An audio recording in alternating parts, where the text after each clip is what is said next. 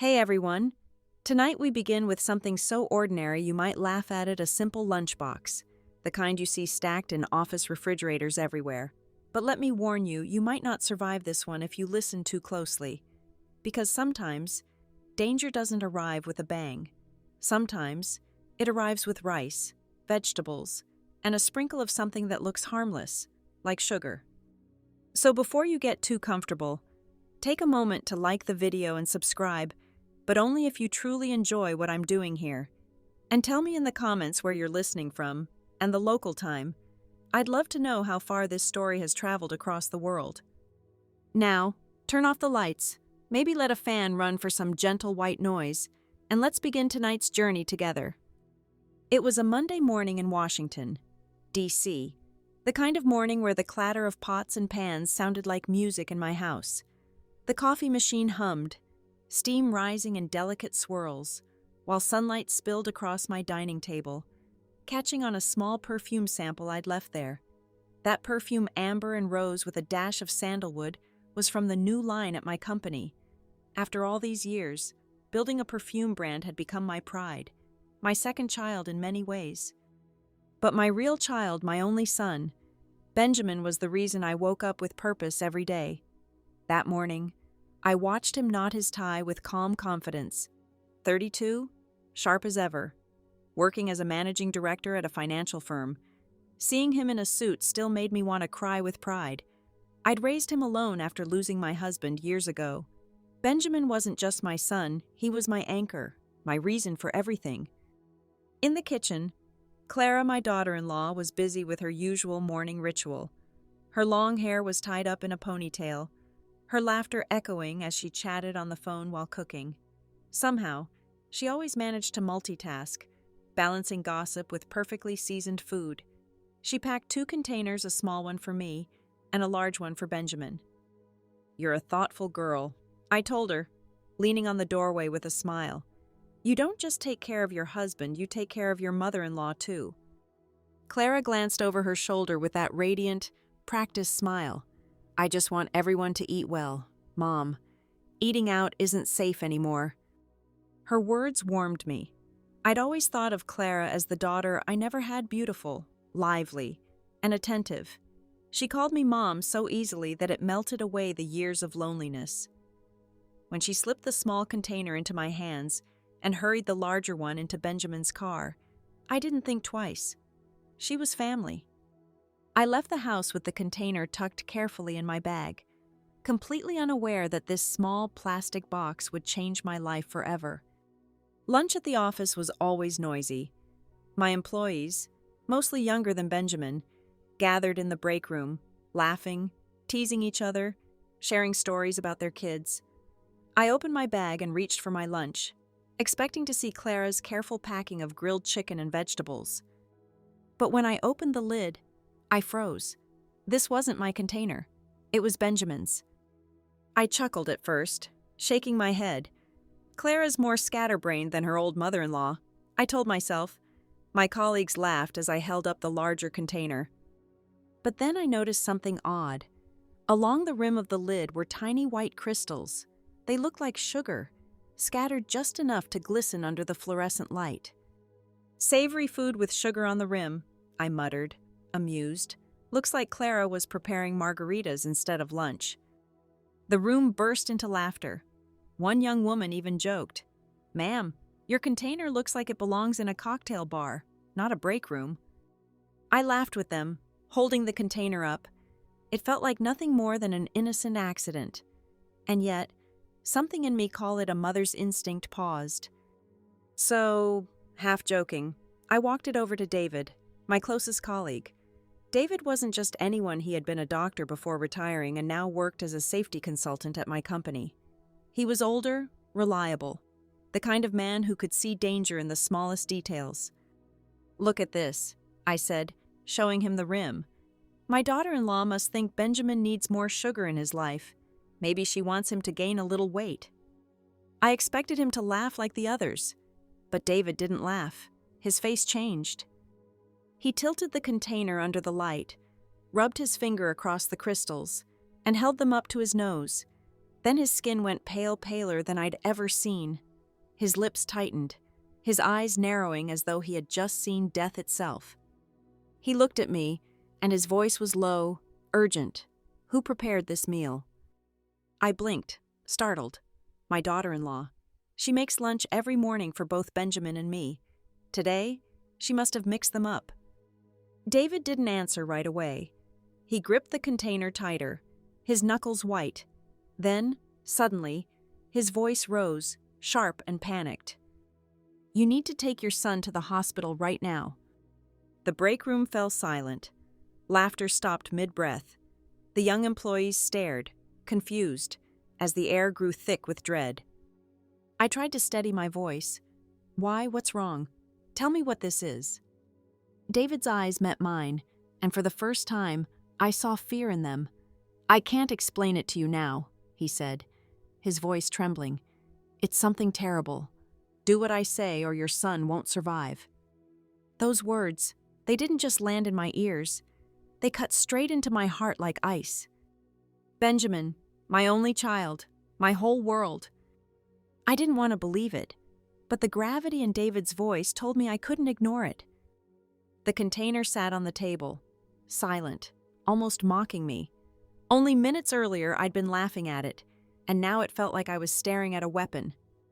I clutched the container like it was a live grenade, my fingers trembling so badly I nearly dropped it. David's face was grave, his voice steadier now, but just as urgent. "Don't waste a second. Go." He was already dialing someone on his phone, probably an old contact from his medical days. I didn't wait to hear more.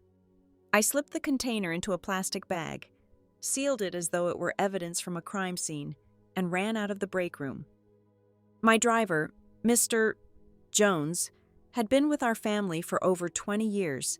When I told him to get me to the University of Maryland Medical Center as fast as possible, he didn't even ask why.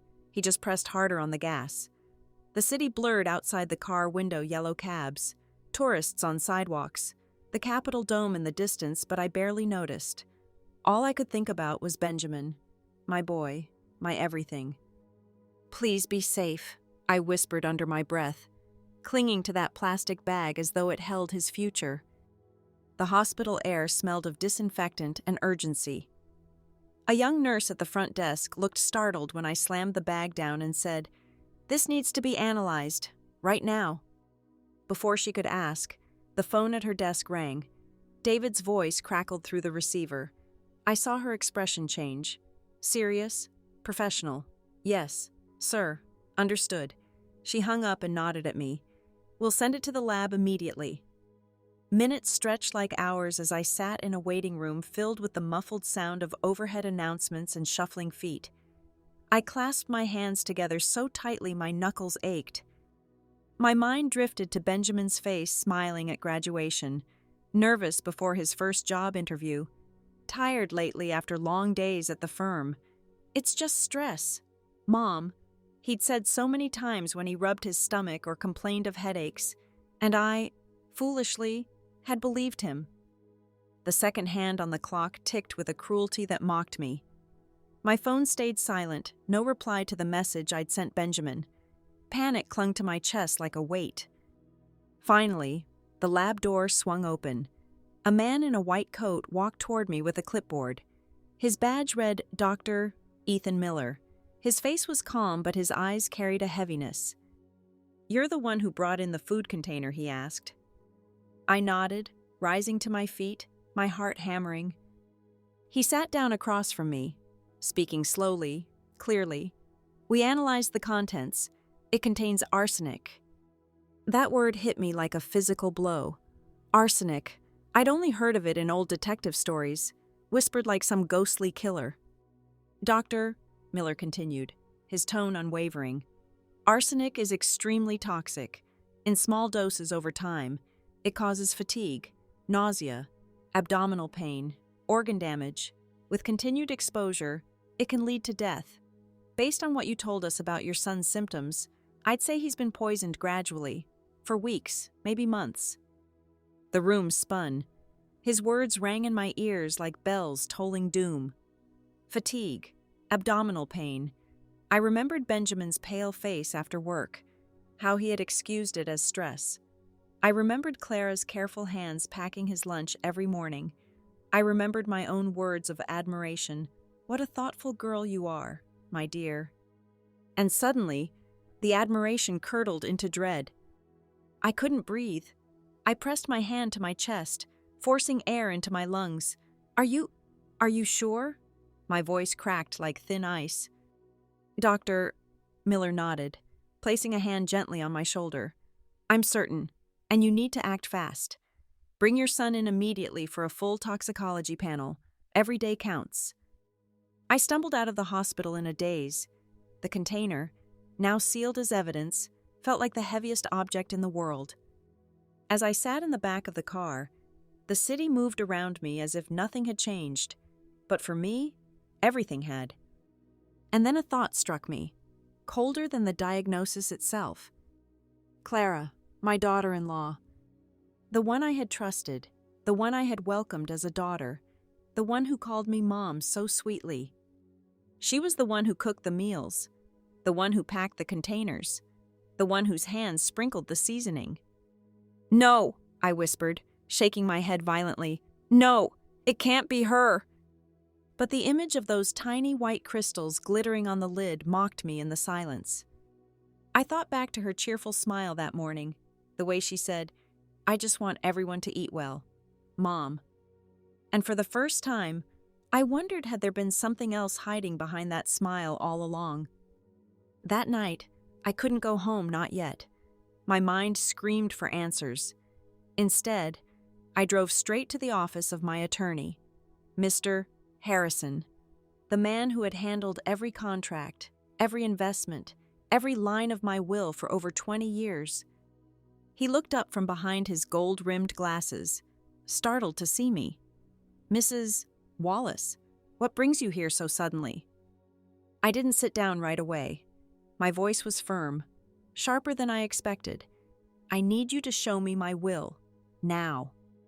He hesitated but pulled a thick folder from his filing cabinet and set it in front of me. My fingers shook as I flipped through the pages until I found the section about inheritance.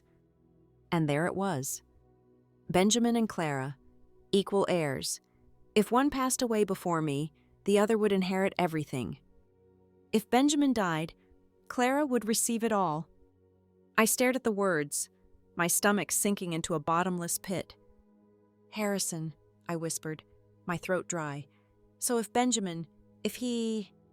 Mr. Harrison adjusted his glasses. If your son passes before you, Clara becomes the automatic beneficiary. That's how the clause was written. The papers blurred through the sting of tears. It was all fitting together now, like pieces of a puzzle I never wanted to solve. Clara wasn't just careless with sugar on the lid. She wasn't scatterbrained. She was deliberate, and she had everything to gain. When I finally got home that evening, the porch light cast a golden glow on Clara, who sat in a wicker chair scrolling through her phone. She looked up and smiled at me, bright as ever. You're home. Mom. I was just booking us spa appointments for the weekend. Thought you might enjoy a massage. Her voice was sweet, her eyes warm, but now all I saw was a mask. I forced a smile, my voice flat. You go, my dear. I have other plans. I walked past her quickly before she could see my trembling hands. Inside the house, I collapsed onto the couch, pressing my palms to my temples. I didn't want to believe it. I didn't want to think that the woman I had treated like my own daughter could betray us this way. But the evidence whispered louder than my denial. Clara's smile haunted me that night. And in the silence of my bedroom, one truth settled in my chest like a stone. If I didn't act fast, my son wouldn't survive. The next morning, I woke with a heaviness in my chest, as if a stone had been pressing there all night. Sleep hadn't given me rest. My dreams had been twisted visions of Benjamin coughing, his skin pale, while Clara stood over him with that same gentle smile. I opened my eyes to daylight, but the nightmare followed me into the waking world. I didn't make coffee. My hands trembled too much to hold the pot steady.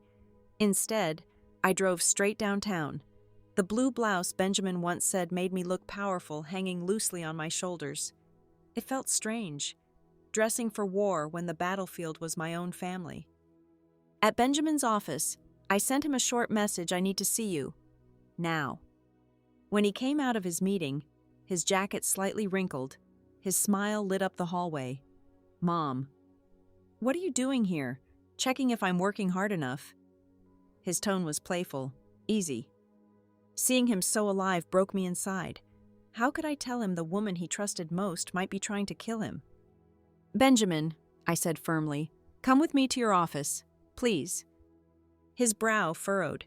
He guided me to his private office, a spacious room with a view of the city's bustle below. He sat, motioning for me to take the chair across from him. "What's wrong?"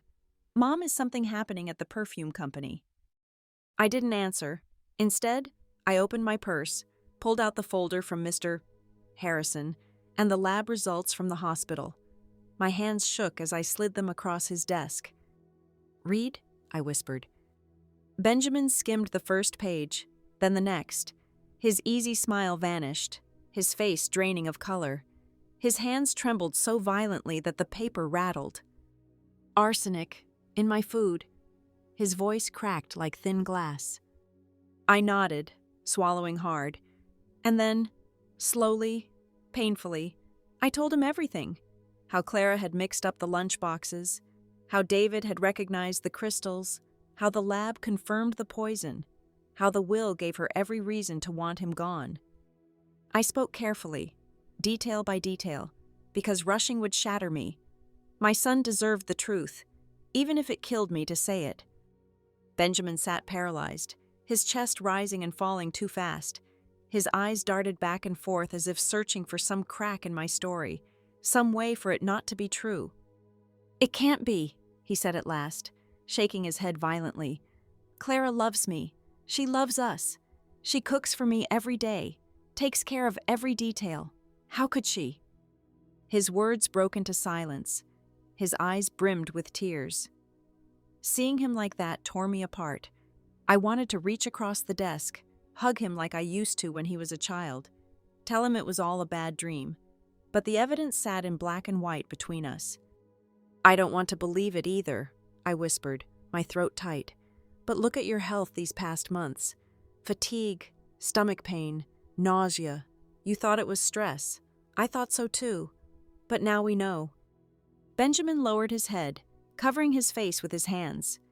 His shoulders shook, and I could feel the battle inside him, love for his wife against the horror of betrayal.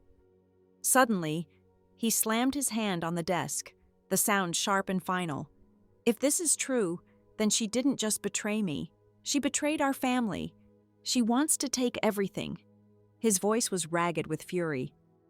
I reached across and held his hand, my own trembling but strong enough to anchor him. "Son, listen to me. You can't face this alone. We need the police. If we stay silent, she'll keep hurting you until—" I couldn't finish the sentence. Benjamin lifted his head, his eyes glistening. I saw pain there, but also a hard spark of determination. "Mom, I'll do what you say. Let's unmask her. I can't let her win." I felt relief wash through me, mingled with sorrow. He was still my boy, the same child who had trusted me to guide him, now a man facing the darkest truth of his life. That very afternoon, we went together to the precinct. Inspector Carter met us in a small office that smelled faintly of coffee and old paper. A middle-aged man with graying hair, sharp eyes, and a voice that carried authority. He listened carefully as I laid everything out. Benjamin added his own details about his health, his diet, and Clara's behavior. Carter didn't interrupt. He scribbled notes, his expression tightening as the pieces fit together. "This is serious," he said finally, his voice grave. "We'll need the container as evidence. We'll install hidden cameras in your kitchen, and we'll need to analyze more food samples." Benjamin nodded, though his hands clenched into fists. His jaw was tight, his pain obvious. Carter's gaze was steady. "But you must keep this absolutely secret. If Clara suspects we're investigating, she may escalate." I glanced at my son, worried about his heart, worried about his hope, but he nodded with a shaky breath. Understood. When we left the precinct, the city's evening lights were just beginning to flicker on. Benjamin walked beside me, silent, his shoulders hunched. "Mom," he said finally, his voice hoarse. I never imagined that the person who sleeps next to me every night would want to kill me, but for you, for us, I'll be strong. I wrapped my arms around him, feeling his body tremble. "Son, I'm here, always. We'll get through this together." Tears pricked my eyes, but beneath the ache, determination burned bright. From that day on, we were no longer victims. We were warriors, and we had a battle to win. That night, I returned home with Benjamin's words still echoing in my head. "We'll get through this together." The house felt too quiet, too still, as if even the walls were holding their breath. Clara was in the kitchen when I walked in. The sweet smell of roasted garlic filled the air, and she was humming softly, as if nothing in the world was wrong. "Dinner will be ready soon." "Mom," she said brightly, glancing at me over her shoulder. Her smile was radiant, her voice warm. To anyone else, she might have looked like the perfect daughter-in-law, but now, all I could see was the careful mask of a predator. I forced myself to smile back. "Thank you, dear." My voice cracked just slightly, and I quickly pretended to cough to cover it. Benjamin came in a little later, his face calm but his movements too deliberate. I could see the tension in his shoulders, the way he avoided Clara's gaze for too long. He had promised me he'd act normal, but acting normal in a war felt like walking barefoot across broken glass. Over dinner, Clara served him a bowl of soup, her hands steady as she set it before him. "You've been working too hard." "Ben," she said sweetly, brushing a hand over his shoulder. "This will help you feel better." I watched closely. I saw how her eyes lingered on him, how she seemed to almost hold her breath until he picked up the spoon. He lifted it, hesitated a second too long, then tasted just enough to keep up appearances. My heart raced, though I knew the police had already instructed him not to swallow more than the tiniest sip. Still, I wanted to scream, "Don't touch it! Don't you dare eat another bite!" Instead, I smiled faintly and said, "Clara, this soup smells wonderful, but my stomach's been delicate lately. Maybe I'll stick to bread tonight." Her eyes flicked toward me, quick and sharp, before softening again. "Of course, Mom. I'll save some for tomorrow." It was subtle, but I caught at that tiny flicker of panic in her eyes. Later that evening, when the dishes were done and Clara had gone upstairs to take a bath, Benjamin and I slipped quietly into my study. He shut the door behind him, his face pale but determined. "Mom," he whispered, "it's worse than I thought. I can taste it. Something bitter. Metallic almost. She's definitely adding something." My hands clenched into fists. "Don't eat another thing she gives you. Not a crumb, not a sip." He nodded. "I won't. But what now?" That was when my phone buzzed. A message from Inspector Carter. "We've installed the hidden cameras today. Act normal. We need her to make a move while we're watching." I read the message aloud. Benjamin leaned back, running his hands through his hair. "So we're supposed to just sit here and let her keep trying?" "Not let her—" "Son," I said softly, my voice trembling but steady. "Make her." Benjamin looked at me, confused. I leaned closer. The inspector told me something important. Her motive is the key. If we threaten what she wants most, she'll grow desperate, and desperate people make mistakes. Benjamin frowned. "You mean the money?" "Yes," I swallowed hard. "Tomorrow, I'll make sure she overhears me telling Mr. Harrison that I'm planning to change my will. If she believes she's about to lose her golden ticket, she'll panic. And when she panics, she'll reveal herself." Benjamin looked at me for a long moment. His jaw tightened, but then he nodded slowly. "If that's what it takes, then let's do it." The next morning, I dressed carefully in a navy suit and made sure Clara saw me leave with a briefcase under my arm. I wasn't going to the office, I was going to meet Harrison, my lawyer. He already knew our plan. We sat in his office, sunlight filtering through tall windows, the scent of leather and old books heavy in the air. Harrison leaned forward, his gold-rimmed glasses perched on his nose. "You're sure you want to do this?" I nodded. "She needs to believe I'll cut her out. That's the only way." He sighed, then tapped the papers in front of him. "Very well. I'll prepare a draft where the majority of your estate goes to a charitable foundation, but you'll need to speak about it openly, loudly enough for her to hear." "I plan to," I said grimly. When I returned home, Clara was arranging flowers in the living room. Her phone rested face down on the coffee table, but I noticed the way her hand twitched toward it when she saw me walk in. I didn't sit down right away. Instead, I went straight to the phone in the hall and dialed Harrison again, making sure my voice carried. "Yes, Mr. Harrison, I've thought carefully. I want to donate 80% of my estate to the foundation, the perfume company, the properties, the accounts, all of it. Yes, let's prepare the paperwork this week." I glanced sideways. Clara stood frozen in the doorway, her bouquet of lilies forgotten in her hand. Her lips parted just slightly before she forced a smile. "Mom, everything okay?" I covered the receiver. "Oh, just some business matters, dear. Nothing you need to worry about." She nodded quickly, too quickly. "Of course, I'll finish these flowers." She turned away, but I caught the stiffness in her shoulders. My heart pounded. The hook was set. Now we just had to wait for her to take the bait. That night, at dinner, Benjamin and I played our parts.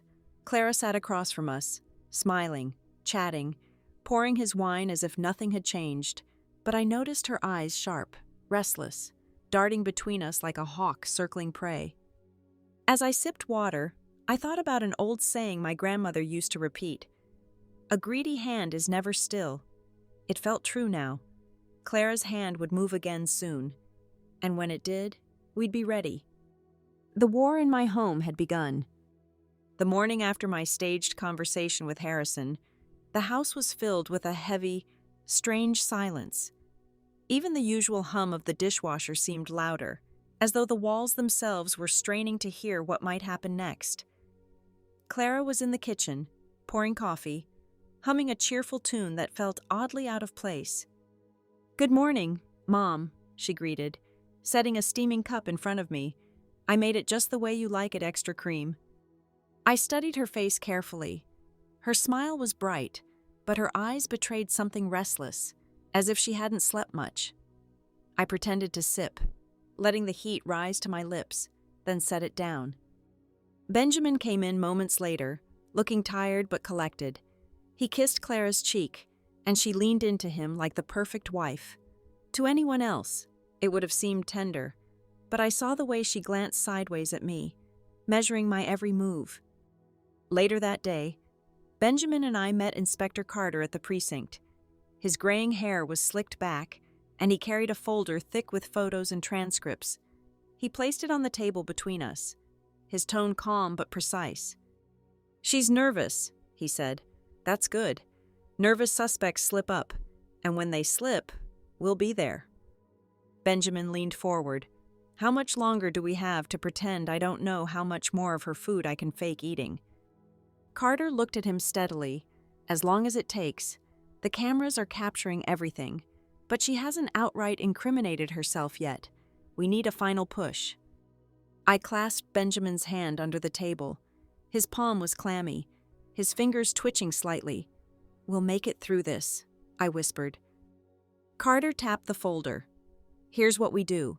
Continue with the Will story. Push harder.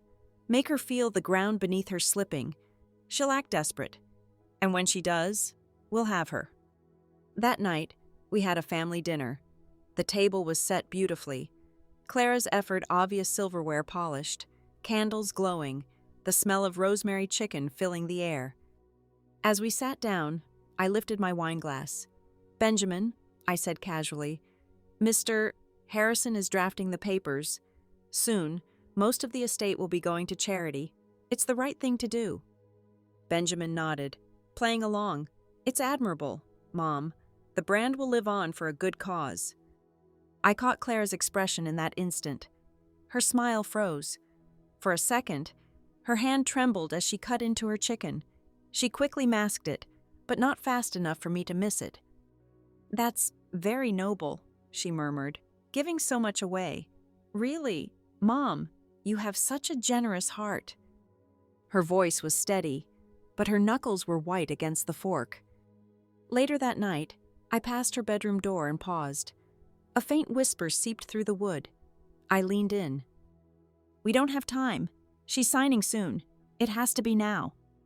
My heart dropped. She was on the phone. I stepped back just as the door opened.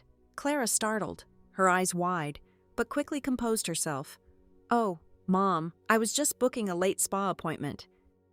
Of course, dear, I said smoothly, though my pulse was racing. Enjoy yourself. She smiled, but there was a flicker of fear in her gaze. The following morning, Benjamin told me he felt worse. He sat at the kitchen table, his face pale, rubbing his stomach. Clara stood over him with a bowl of oatmeal, her voice dripping with concern. Eat this, darling. You'll feel better. Benjamin glanced at me. I gave him the smallest nod. He lifted the spoon, touched it to his lips, then set it down with a groan. I can't. I feel awful. Clara pressed her hand to his forehead, her face all sympathy. Poor thing. Maybe you should lie down. But in her eyes, I saw something different. A spark. Satisfaction. It chilled me to the bone. That afternoon, Inspector Carter called. We got it, he said, his voice tight with excitement. The footage shows her pouring powder into the oatmeal, enough to prove intent. But if you want to break her completely, we'll need one last move, something she can't deny. I knew what he meant. It was risky, cruel even, but necessary. A fake death. Benjamin agreed, though I could see the torment in his eyes. He still loved her once, but he also knew the truth. Mom, he whispered that night as we sat in my study, if this is what it takes to end it, then I'll do it. But God help me, I wish it wasn't her. I reached over, cradling his hand in mine. Sometimes, son, the cruelest truths are the ones that save us. The plan was in motion. The stage was set. And tomorrow, Clara would finally face the truth she had been hiding behind her perfect smile. The night before the plan, I barely slept. Every creak of the old house sounded like a warning. Every gust of wind rattling the shutters made me flinch. I lay in bed staring at the ceiling, my mind replaying the image of Clara's face when she leaned over Benjamin, her eyes gleaming with something that wasn't love. At dawn, I rose, dressed in a soft gray blouse, and went downstairs to make coffee. The ritual steadied me, the hiss of the kettle, the earthy scent of the beans. Yet even those small comforts felt fragile. Today was the day we would gamble with everything. Benjamin joined me in the kitchen. His face was pale, his jaw tight, but he smiled weakly. Morning, Mom. You ready for this circus? I touched his cheek. No mother is ever ready to stage her son's death. But if it saves you, I'll play the role of a lifetime. Inspector Carter met us at the hospital later that morning. He spread papers across a sterile white table, going over the final details like a conductor before a performance. Benjamin collapses at dinner. Ambulance arrives our people. Undercover. He's declared dead en route. Mrs. Wallace, you'll call Clara and break the news. She'll come rushing, and when she lets her guard down, we'll capture everything. Cameras will record her reaction, and if she slips, that's the final nail. Benjamin ran a hand through his hair. You make it sound like a movie, but this is my life, my marriage. Carter's expression softened. I know, son, but she's chosen her part in this drama. We're just pulling back the curtain. That evening, we sat down to dinner at home. The table glowed under candlelight. Clara had prepared stew, fragrant with herbs, served with bread warm from the oven. She was radiant, her hair pulled into soft curls, her laughter light. To anyone else, she looked like the perfect wife. "Eat, my love," she urged Benjamin, placing the steaming bowl before him. "You'll feel stronger." Benjamin met my eyes across the table. His hand trembled slightly as he lifted the spoon. He took a small sip, grimaced, and set it down. Moments later, he clutched his stomach, his face contorting in pain. "Mom!" he gasped, collapsing against the table. I leapt up, screaming, "Benjamin!" The cry tore from my chest, raw and ragged. Clara rushed around the table, her hands on him, her face a mask of horror. "Benjamin, what's wrong?" "Oh my God, wake up!" But I saw it that flicker again, that glint of something almost triumphant in her eyes. I grabbed the phone, dialing with shaking fingers. "Help my son, he's not breathing." Within minutes, the siren of an ambulance filled the street. The undercover paramedics burst in, lifting Benjamin onto a stretcher. Clara tried to climb in with him, sobbing hysterically, but one officer blocked her. "Only one person can ride along," he said firmly. I stepped forward. "I'll go. Clara, stay here. I'll call you." Her eyes darted between us, panic flashing across her face, but she forced a tearful nod. "Bring him back to me, Mom, please." The ambulance doors slammed shut, and we sped away. At the hospital, the room was prepared. Machines beeped, lights flickered, and Benjamin lay on a bed, his skin made pallid by makeup, electrodes pasted to his chest, a monitor flatlined in steady, chilling rhythm. I sat beside him, clutching his hand, even though I knew it was all pretend. The tears that slid down my face weren't pretend. Seeing my son like that, motionless, was agony I hadn't been prepared for. Inspector Carter whispered from the corner, "You're doing fine. She'll be here any minute." And right on cue, I heard hurried footsteps echoing down the hallway. Clara burst through the door, her hair wild, her makeup streaked. She fell to her knees beside Benjamin's bed, her hands clutching his arm. "No, no, Benjamin, please, don't leave me," she sobbed, rocking his arm against her chest.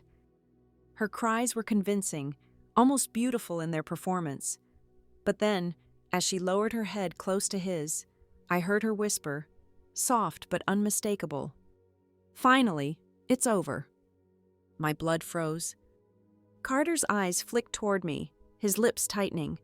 The hidden microphones had caught every word. And then, at the perfect moment, Benjamin opened his eyes. Clara screamed, stumbling backward, her hands flying to her mouth. "No, no, this can't be. You were... Benjamin sat up, his eyes burning with fury. "Careful," he said, his voice like ice. "Careful to kill me." Clara collapsed against the wall, her face ashen, her whole body trembling. She looked around wildly, as if hoping this was a nightmare she could wake from. But there was no waking, not anymore. Clara's screams still echoed through the sterile hospital room when Inspector Carter stepped forward, his badge gleaming under the fluorescent light. His voice was calm, but it carried the weight of finality. "Clara Wallace, you are under arrest for attempted murder." Two officers moved swiftly, their boots clicking against the linoleum floor as they closed in on her, Clara's back pressed against the wall, her eyes wide, darting like a cornered animal. "No, you don't understand," she wailed, shaking her head violently. "It wasn't me, it was. It was just a supplement. He's been tired. I wanted to help." Her voice cracked with desperation, but Carter didn't flinch. He lifted a small evidence bag, the glass vial inside glinting under the light. "Then explain this. Your supplement matches the arsenic in Benjamin's bloodstream, and the video we have, it shows you sprinkling it into his food." Clara's legs buckled, and she slid down the wall, sobbing into her hands. "I didn't mean for it to go this far," she whispered, but her words were barely audible. I stood frozen, gripping the edge of Benjamin's bed, my heart pounding so loudly it drowned out the chaos.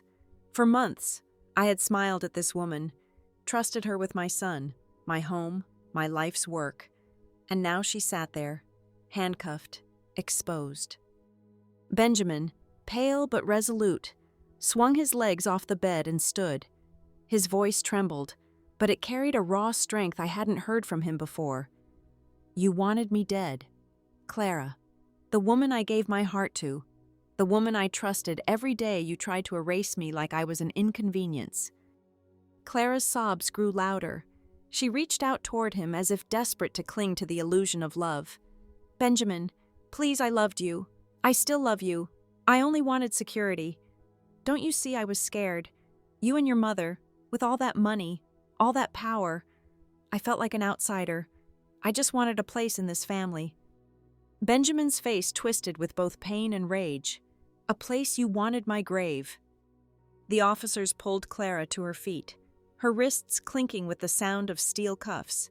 She fought against them, screaming, "You can't do this. I'm his wife. I'm family."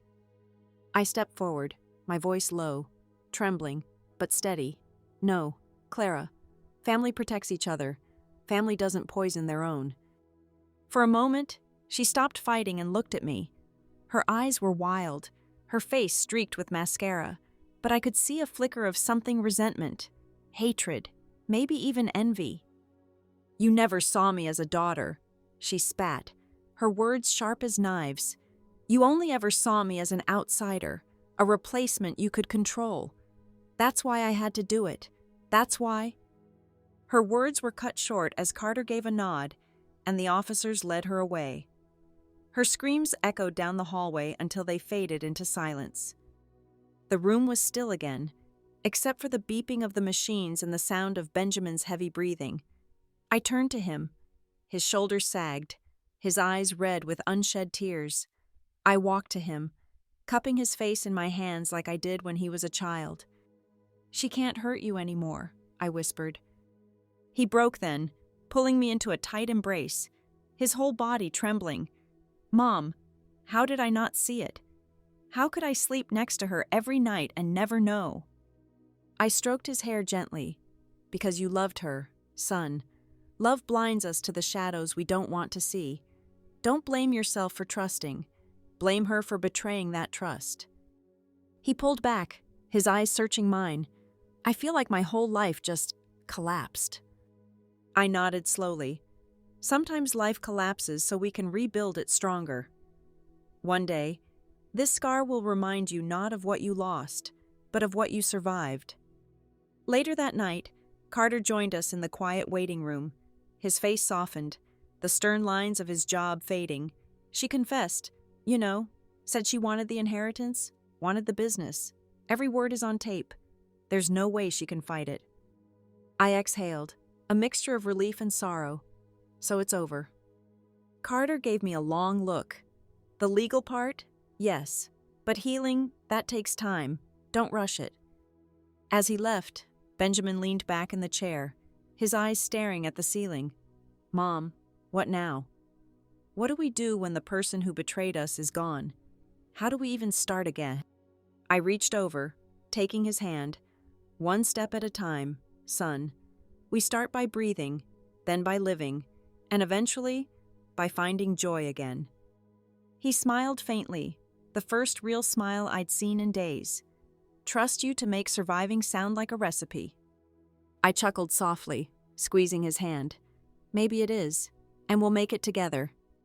That night, as we drove home under the blanket of the Washington sky, I couldn't help but think of an old truth. Betrayal cuts deepest when it comes from those closest, but love, true love, between a mother and her son outlasts even the sharpest knives. And though the road ahead was uncertain, I knew one thing for sure: we had survived the poison of lies. The next morning, the house was quiet, in a way that felt unnatural. The kind of quiet where every sound, the hum of the refrigerator, the creak of the floorboards felt magnified, pressing against your chest. Benjamin sat at the dining table, staring at his untouched cup of coffee.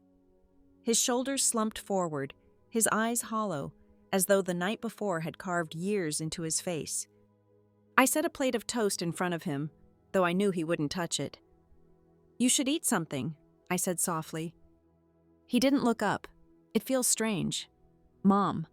She was just here yesterday laughing, smiling, cooking, and now she's gone, locked in a cell.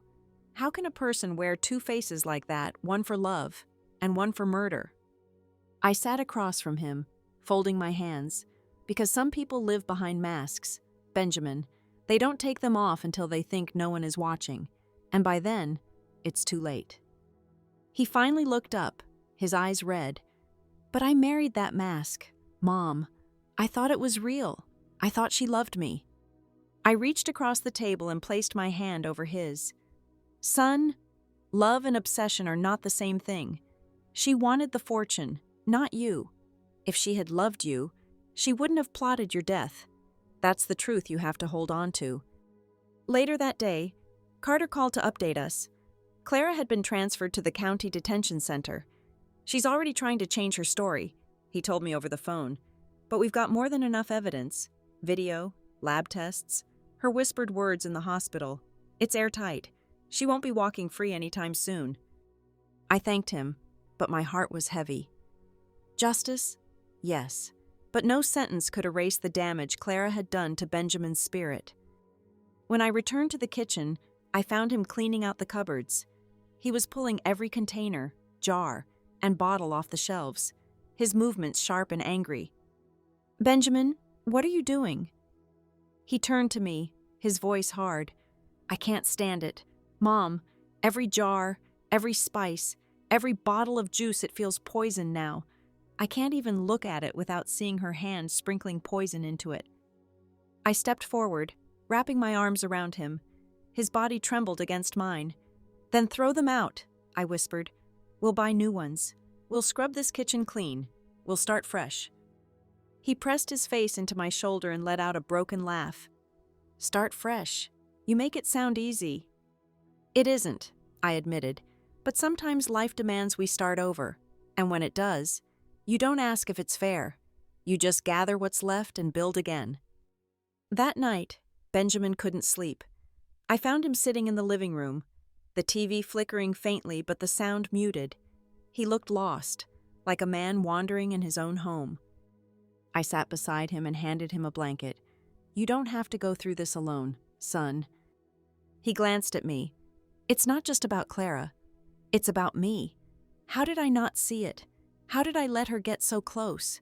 Let her inside every part of my life I keep thinking, was I blind or just stupid?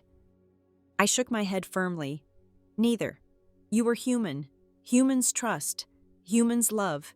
It's not stupidity to believe in someone you care about. The real tragedy is that she used your love as her weapon. He nodded slowly, his jaw tightening. She almost won. But she didn't, I said gently. And that's what matters. You're alive. And we will make sure she never has the chance to try again. 2 days later, Mr. Harrison, my lawyer, came by with an envelope. He laid it on the coffee table and looked at me seriously. These are the documents for your will. I suggest we revise them immediately. What happened with Clara proves how dangerous it can be to leave loopholes. I nodded, but Benjamin spoke first. His voice was low, bitter. Erase her name, everywhere. She doesn't get a dime. Not now, not ever. I looked at my son, proud of his strength. That's already the plan. Benjamin, the fortune should stay in safe hands, not in the hands of someone who saw us as targets. Mr. Harrison nodded. We'll make sure of it. And Mrs. Wallace, may I suggest something? Establishing the foundation you mentioned, the one for women in need, would honor your legacy in a way no betrayal could ever destroy. I thought about it, the weight of my life's work pressing down on me. Yes, I said finally. Let's do it. Let's turn this nightmare into something that can save lives. Benjamin exhaled slowly, as though a small piece of the burden had lifted. At least something good will come of all this. That evening, as the sun dipped below the horizon, painting the Washington skyline in gold, I poured myself a glass of water and stood by the window. The city looked so normal, people walking their dogs, cars honking in traffic, neon lights flickering to life. And yet, in this house, nothing would ever be normal again. But then I felt Benjamin's presence beside me. He slipped his arm around my shoulder and rested his head against mine. "We'll get through this, Mom," he whispered. I smiled faintly, tears pricking my eyes. "Yes, son, we already are." Because sometimes survival isn't about erasing the scars, it's about living with them, letting them remind you of the battles you've endured and the love that carried you through. The next few weeks felt like walking through a fog, each day heavy, each night restless. Benjamin returned to work at the financial firm, but he moved like a man carrying invisible chains. His colleagues whispered in the hallways, and though no one said it to his face, the scandal hung over him like a storm cloud. One evening, I found him sitting at his desk at home, staring blankly at a spreadsheet on his laptop. "The numbers don't even make sense anymore," he muttered. "How am I supposed to focus on investments when my own life nearly collapsed like a failed portfolio?" I walked in quietly, placing a cup of chamomile tea beside him, because, son, life isn't about the perfect calculation. Sometimes it's about surviving the chaos. He looked at me, a flicker of a smile tugging at his lips. "You always make it sound so simple." "Mom." "Not simple," I corrected gently, "but possible." Meanwhile, Clara's trial was approaching. Carter kept us updated, his tone always professional, but with an undercurrent of sympathy. "She's changed her story 3 times already," he told us. "First it was vitamins, then she said you both framed her, and now she claims she didn't know arsenic was dangerous. The jury won't buy it. The evidence is too strong." I nodded, but Benjamin clenched his jaw. "She'll still try to play the victim. She knows how to charm people. She fooled me for years." Carter leaned forward. "That's why your testimony will matter. Benjamin, the jury needs to hear how she treated you, what you experienced. That contrasts the mask she wore at home and the poison she slipped into your meals. That's what will break her facade." Benjamin exhaled, rubbing his temples. "I'll do it. I just don't know if I can look her in the eye again." I reached out, squeezing his hand. "Then don't look at her. Look at me. Pretend I'm the jury. Tell the truth for us, for the family." The night before the trial began, I couldn't sleep. I wandered into the kitchen and found Benjamin sitting at the table with an old photo album. He flipped to a picture of his wedding day. Clara stood beside him in her white gown, smiling like she had swallowed the sun. He touched the edge of the photo with his fingertip, his face pale. "She looks so happy here," he whispered. "Was any of it real?" I sat down beside him, my heart aching. Maybe it was, or maybe it was just another mask. But happiness built on lies isn't happiness, it's theater. Benjamin shook his head, closing the album. "Sometimes I feel like my whole marriage was just a stage play, and I was the fool who never realized I wasn't the star, just the victim." I placed my hand over his. "Don't call yourself that. You were a husband who loved deeply. There's no shame in that. The shame belongs to her for weaponizing your love." He let out a shaky laugh. "You always know what to say." I smiled faintly. That's what mothers are for. To remind their children that broken trust doesn't mean they're broken people. The courthouse was crowded the next morning. Reporters swarmed the steps, their microphones waving like eager claws. Flashbulbs popped as Benjamin and I walked up the stairs, flanked by Carter and 2 officers. "Mrs. Wallace, is it true your daughter-in-law tried to poison your son for money?" one reporter shouted.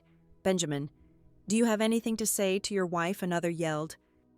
Benjamin froze for a moment, his shoulders stiff. I gently placed my hand on his back, guiding him forward. "Don't answer," I whispered. "The truth will speak for itself in there." Inside, the courtroom smelled faintly of wood polish and coffee. Clara sat at the defendant's table, her hair neatly styled, a pale blouse chosen to make her look innocent. She glanced at Benjamin, her eyes wide with feigned sorrow. Benjamin looked away, his jaw tightening.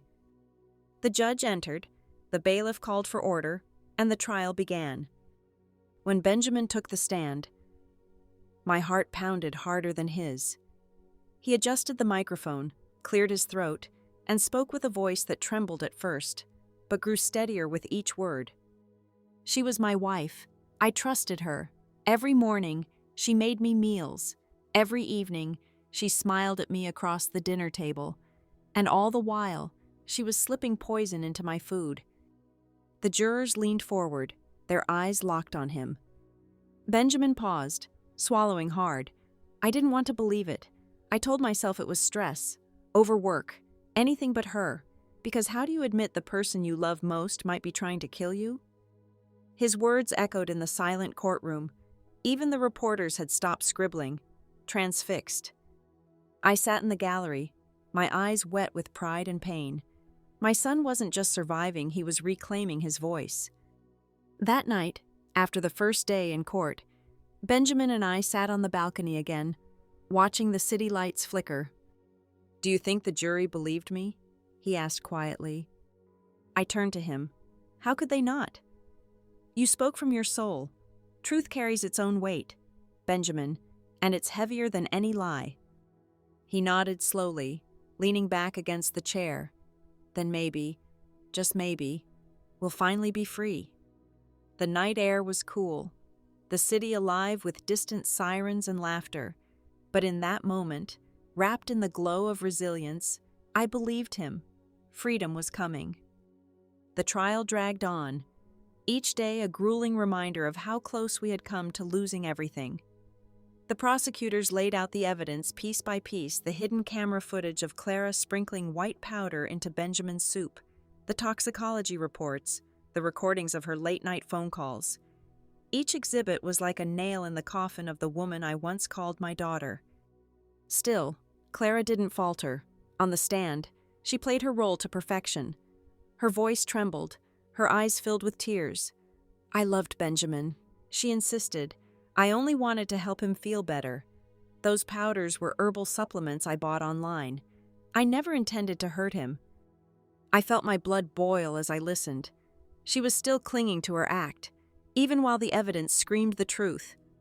Benjamin sat beside me at the plaintiff's table, his fists clenched on his lap. I could see his jaw working, the storm inside him ready to break. When the prosecutor cross-examined her, the mask began to crack. Mrs. Price, if those powders were supplements, why did you hide them in a bottle labeled cleaning solution? And why did you whisper on the phone that you'd get everything soon? Clara hesitated, stammering. I was under stress. I didn't mean. The prosecutor pressed harder. Or were you under greed? The courtroom fell silent. Clara lowered her head, unable to answer. That evening, after another long day, Benjamin and I sat quietly in the car. The courthouse lights faded behind us as the city swallowed us in its glow. "Do you think they see through her act?" he asked. His voice was flat, drained of energy. "They do," I assured him. "Juries aren't blind. They can tell when someone's spinning a web of lies. You just keep telling your truth, and the truth will anchor them." He nodded slowly, but I could see the doubt in his eyes. She was so good at deceiving me. Mom, what if she deceives them too? I reached across the seat, taking his hand. Son, people can fool love. They can't fool evidence. The jury isn't in love with her. They're listening with clear eyes. That's our advantage. One night during the trial, I woke at 3 a.m. restless. I padded into the kitchen, where the dim refrigerator light illuminated Benjamin. He was leaning against the counter, staring at a glass of water like it held answers to the universe. "You couldn't sleep either?" I asked softly. He shook his head. "I keep thinking about all those nights, every meal she made me, every bite I took. Mom, what if I had finished that last bowl of soup?" His voice cracked, his hand trembling as he set down the glass. I crossed the room and wrapped my arms around him. "Then you wouldn't be here. And that's why we have to see this through, to make sure no one else suffers because of her choices."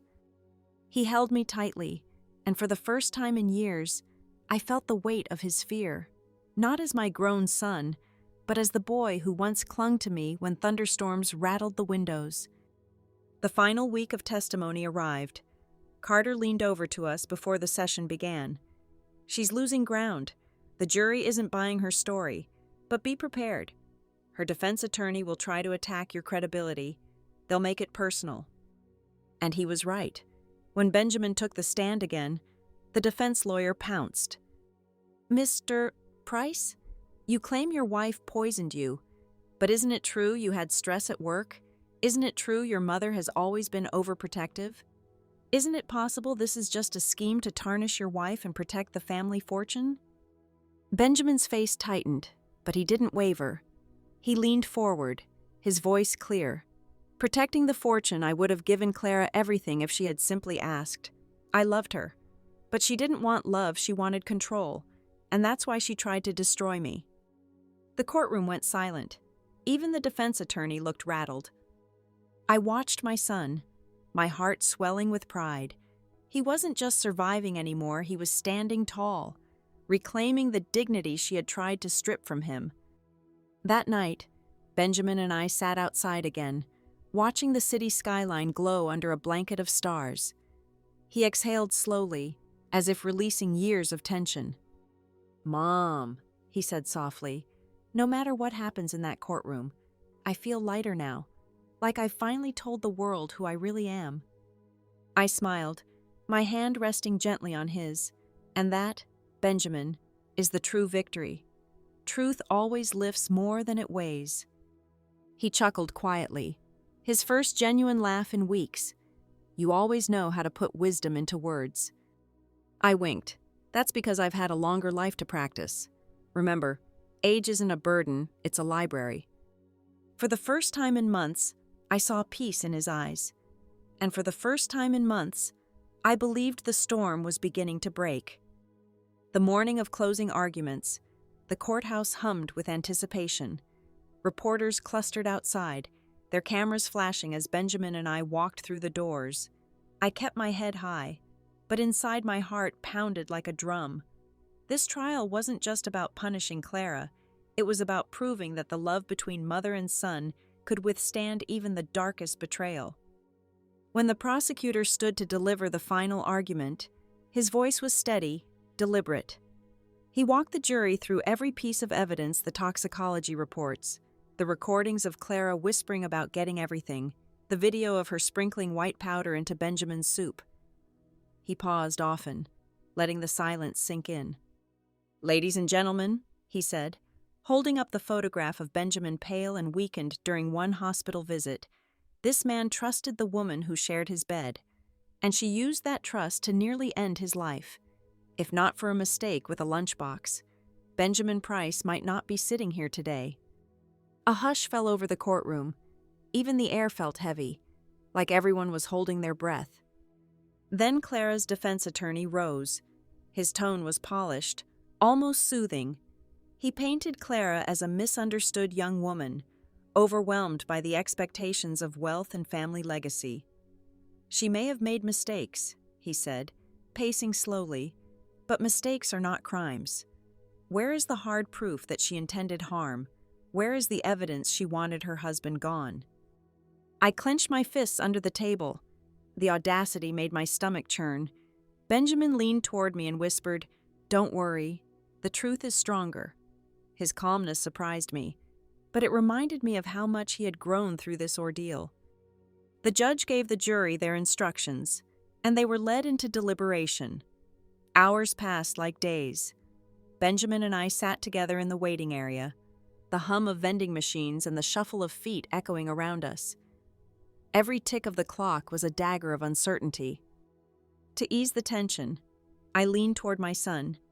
"Do you remember when you were little, and you insisted that dinosaurs still roamed the forests of Virginia?" He smiled faintly, the corners of his lips softening. "I swore I saw one in the backyard. You even checked under the deck with a flashlight." "And I told you then," I said, "that sometimes our fears make shadows look bigger than they are. The jury is just shining a flashlight into Clara's shadows. They'll see the truth clearly." Benjamin chuckled, shaking his head. "Leave it to you to compare a murder trial to dinosaurs." "Well," I shrugged lightly, "some people might call that an academically debatable phrase. But hey, it kept you from having nightmares back then. Late that evening, the bailiff called us back. The jury had reached a verdict. My pulse quickened as we filed into the courtroom. The jurors looked solemn, their expressions guarded. Clara sat at the defense table, her once perfect composure cracked. Her hair was messy, her makeup smeared, her eyes darting nervously across the room. The foreman stood and handed the paper to the judge. The judge scanned it, then passed it back. On the charge of attempted murder, the foreman read, his voice firm, we, the jury, find the defendant, Clara Price, guilty. The words echoed through the room like a thunderclap. Benjamin exhaled sharply, his shoulders sagging with relief. I felt tears spring to my eyes, not from joy, but from the sheer release of tension that had gripped me for months. Clara gasped, her face going white. No, she cried, slamming her hands against the table. I loved him. This is all a lie. But no one believed her anymore. The chains of her own deceit clattered louder than her protests. As the bailiffs moved to escort her away, Clara turned toward us, her voice raw. Benjamin, please, you know me. Tell them I didn't mean it. Tell them. Benjamin stood, his eyes cold and unwavering. I don't know who you are anymore, he said simply. His voice was calm, but it carried the weight of finality. For a moment, Clara froze. Then her knees buckled, and she collapsed into the bailiff's arms, sobbing as they dragged her from the courtroom. Outside, the night air felt like freedom. The sky was clear, the stars glittering like tiny shards of hope. Reporters swarmed us, but Benjamin waved them off. He just wanted to breathe. We stood by the courthouse steps, looking out over the city. Mom, he said softly, it's over. I nodded, squeezing his hand. Yes, son, it's over. She can't hurt us anymore. We stood there for a long time, the cool breeze brushing against our faces. For the first time in what felt like forever, I allowed myself to imagine tomorrow, not as a day filled with fear, but as a chance for new beginnings. I turned to Benjamin and smiled. You know what the old folks say, what doesn't break you sharpens you. And you, my son, are sharper than ever. He laughed, a genuine sound that filled the night. Maybe I inherited that from you. And as we walked away from the courthouse together, side by side, I felt the heavy chains of dread finally lift from my heart. The sentencing came 2 weeks later, and by then the media frenzy had cooled slightly, though the courthouse was still crowded with reporters. I sat in the front row with Benjamin at my side, both of us dressed in muted tones, as though trying to blend into the benches and avoid the spotlight. Clara was led into the courtroom, her wrists in cuffs, her eyes hollow. She no longer resembled the bright young woman who had once sat across from me at Sunday dinners. Her face looked hardened, drained of the charm she once wielded so effortlessly. The judge's voice filled the courtroom, steady and unyielding. He recounted the evidence, the jury's verdict, and Clara's lack of remorse. This was not an act of impulse, he said firmly. It was a calculated plan to poison your husband, a man who trusted you, for financial gain. The court sentences you to 25 years in prison without parole. A collective murmur rippled through the room. Clara slumped back in her chair, her lips trembling. For a fleeting moment, she turned her head toward Benjamin and me. Her eyes searched for something: mercy, forgiveness, maybe even recognition, but all she found was silence. The bailiffs led her away, her steps dragging as if she had suddenly aged decades.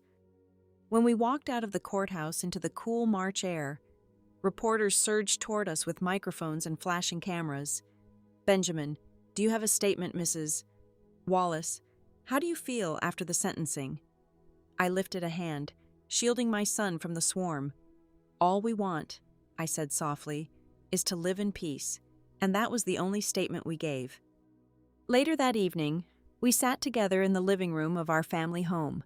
The familiar scent of jasmine candles drifted through the air. Benjamin leaned back on the couch, exhausted, his tie loosened, his eyes tired but lighter than I had seen them in months. I poured 2 cups of chamomile tea, setting his in front of him before sitting down. "Mom," he said quietly, "do you think I'll ever trust again?" His voice broke just slightly, like a crack in glass. My heart ached, but I reached across the table and took his hand. "You will, son. Trust isn't something Clara destroyed. It's something you rebuild, piece by piece. The fact that you're asking means you still believe it's possible." I gave him a faint smile. "And if you ever doubt, just remember dinosaurs don't hide under decks, and villains don't hide forever. The truth always finds the light." He laughed softly, shaking his head. "Only you would use dinosaurs to explain trust." His laugh turned into a sigh. "But you're right. You always are." Over the next few weeks, life began to settle into a fragile rhythm. Benjamin returned to work, and though the scandal had been difficult, his firm stood by him. His colleagues treated him with respect, many even offering quiet words of support. My perfume company, surprisingly, flourished in the wake of the ordeal. The story had attracted international attention, and rather than damaging the brand, it drew sympathy and admiration. Clients began to see us as a company that embodied resilience, survival, and truth. I made a decision that week to establish a foundation using part of my fortune, not the false one I had pretended for Clara, but a real one to support victims of domestic betrayal and hidden abuse. It felt like the only way to give meaning to the pain we had endured. When I announced it, Benjamin squeezed my hand proudly. "You turned her crime into a reason to help others," he said. "That's who you are." One evening, I found myself walking alone along the Georgetown waterfront. The city lights shimmered on the river, and the air was cool against my face. I paused by the railing, listening to the quiet hum of the water and the distant laughter of people strolling nearby. For the first time in months, I felt at peace. I thought about the journey, how a simple lunchbox had unraveled a web of lies, how close I had come to losing my son, how betrayal had cut so deeply but hadn't destroyed us. Instead, it had forced us to grow stronger, closer, more aware of the fragility and value of life. Old age wisdom whispered in my heart, sometimes the worst storms reveal who truly stands beside you. At home, Benjamin waited for me. When I walked in, he greeted me with a smile. "You look lighter," he said. "I am," I admitted, taking off my coat. "The storm has passed, and now we get to choose how we live." I kissed his forehead gently, just like I had when he was a boy. "We survived, Benjamin. That's what matters." The night settled around us, warm and quiet. For the first time in so long, I slept without fear. My son was safe. The truth had prevailed, and though scars remained, they were no longer chains, they were reminders of resilience. And as I drifted into sleep, I thought of the words I had once whispered to myself in the darkest moments: love, when guarded by courage, always outlives deceit. The story begins with a seemingly ordinary Monday morning in Washington, D.C. I was preparing for work when my daughter-in-law, Clara, accidentally sent my son Benjamin's lunchbox with me instead of mine. At the office, I noticed strange white crystals on the rim of the container. What started as a lighthearted joke turned deadly serious when my colleague, a former doctor, recognized the substance as arsenic. His urgent warning led me to the hospital, where tests confirmed that Benjamin's food had been poisoned. As I pieced together the evidence: Benjamin's worsening health, Clara's unusual curiosity about inheritance, and the details of my will that would make her the sole heir if Benjamin died, the horrifying truth began to unfold. Clara had been slowly poisoning my son, driven by greed for our family's fortune. With the help of my lawyer, Mr. Harrison, and Inspector Carter, a trap was set. Cameras caught Clara in the act of lacing meals with poison, and Benjamin bravely agreed to stage his own collapse to draw out her confession. At the hospital, Clara whispered damning words over what she believed was Benjamin's dead body, sealing her fate. When Benjamin revealed he was alive, Clara broke down, admitting she had wanted both my son and me gone so she could inherit everything. Arrest followed swiftly, and her public trial exposed the depth of her betrayal. She was sentenced to 25 years in prison for attempted murder. Though the pain was immense, Benjamin and I found strength in survival. My perfume company not only endured, but became a symbol of resilience. I founded a charitable foundation for victims of betrayal and abuse, turning tragedy into purpose. In the end, the storm passed, and with courage and truth, love remained unbroken, a mother and son, stronger than ever.